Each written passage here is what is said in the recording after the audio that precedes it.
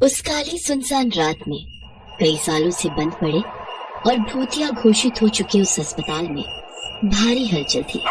बाहर कुत्तों का शोर माहौल को खौफनाक बना रहा था। उस बंद पड़े अस्पताल के ऑपरेशन थिएटर में एक चुड़ैल की डिलीवरी हो रही थी।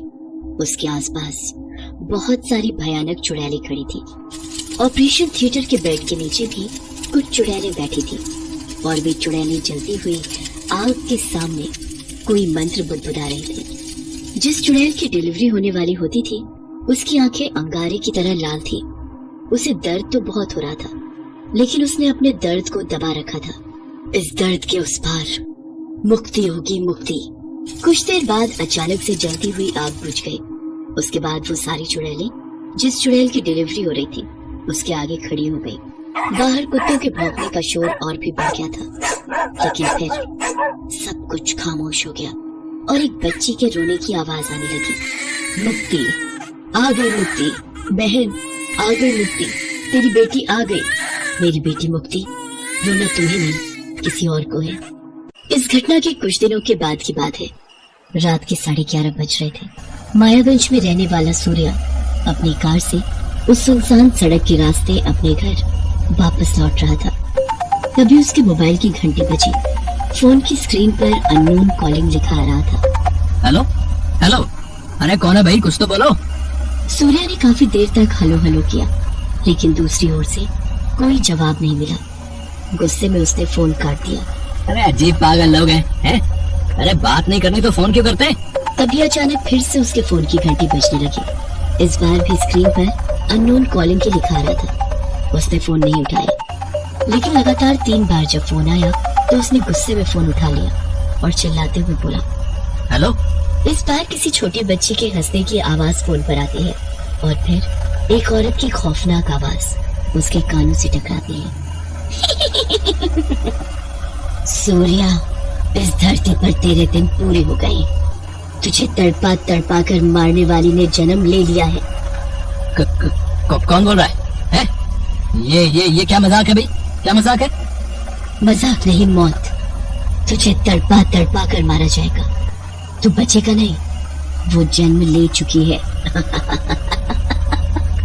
सूर्य उस औरत की आवाज से इतना डर गया कि उसे पता ही नहीं चला कि उसने रेड लाइट जंप कर दी है और उसकी कार की किसी दूसरे की कार से जोरदार टक्कर हुई। उस कार को एक लेडी चला रही थी और वो पूरी तरह से घायल हो गई थी। उसके चेहरे से खून निकल रहा था और वो सड़क पर गिरी हुई तड़प रही थी। उसका चेहरा काफी भयानक लग रहा था। अगर मैं यहाँ रुका तो खामखा फंस जाऊंगा। मुझे यहाँ से भाग जाना चाहिए। रात काफी हो गई थी, इसलिए सड़क लगभग सुनसान हो गई थी। सूर्या ने कार पीछे घुमाई और फिर तेज रफ्तार में वहां से निकल गया। लेकिन तभी उसे एहसास हुआ कि उसकी कार की पिछली सीट पर कोई बैठा हुआ है। उसने गाड़ी के शीशे में जो देखा उसे देखकर उसकी चीख निकल गई।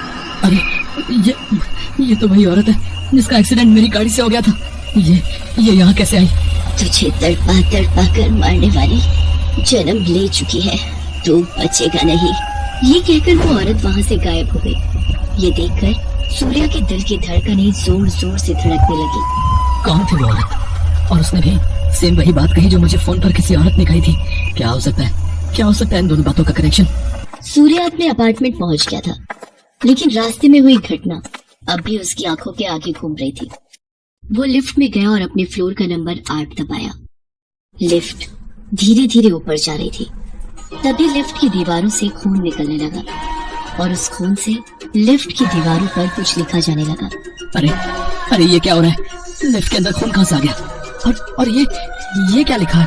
और ये क्या लिखा हुआ है इन दीवारों पर? जब सूर्या ने लिफ्ट की दीवारों पर लिखा हुआ पढ़ा तो उसका दम फूलने लगा। उसके हाथ पैर कांपने लगे। लिफ्ट की दीवार पर लिखा था, सूर्या, इस धरती पर तेरे दिन पूरे हो गए हैं। तुझे तड़पा तड़पा कर मारने वाली ने जन्म ले लिया है। ये क्या हो रहा है मेरे साथ? ये बार बार एक ही बात क्यों दोहराई जा रही है? मैं पागल हो जाऊंगा। सूर्या लिफ्ट से निकलकर सीढ़ियों से भागता हुआ अपने घर पहुंचा और जोर जोर से दरवाजा खटखटाने लगा। दरवाजा उसकी माँ ने खोला। माँ, मुझे कोई मारना चाहता है। उसका जन्म हो गया। माँ। उसके चेहरे का उड़ा रंग और इस तरह की बातें सुनकर उसकी माँ सुनैना देवी भी घबरा गई। उसकी बहन कामिनी भी कमरे के अंदर से बाहर आई। अरे किसका जन्म हो गया है? कौन तुम्हें मारना चाहता है? क्या हुआ भैया, ये सब तुम क्या बोल रहे हो? तभी लिफ्ट आकर 8वें फ्लोर पर रुकी। सूर्या अपनी माँ का हाथ पकड़े लिफ्ट के पास खींच कर ले गया। उसकी बहन कामिनी भी पीछे पीछे आई। माँ, अभी अभी लिफ्ट की इस दीवार पर खून से वो बात लिखी हुई थी कि मुझे मारने वाले ने जन्म ले लिया है। पर यहाँ तो कुछ भी नहीं लिखा है भैया। कुछ भी नहीं लिखा है? पर अभी तो था। कहाँ गया वो लिखा हुआ? सूर्या को समझ नहीं आ रहा था कि खून से लिखी वो लाइनें अचानक कहाँ गायब हो गई। अपनी माँ और बहन के साथ वो घर के अंदर आ गया।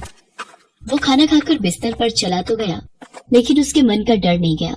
उसे नींद नहीं आ रही थी, इसलिए वो मोबाइल चलाकर यूट्यूब पर वीडियो देखने लगा।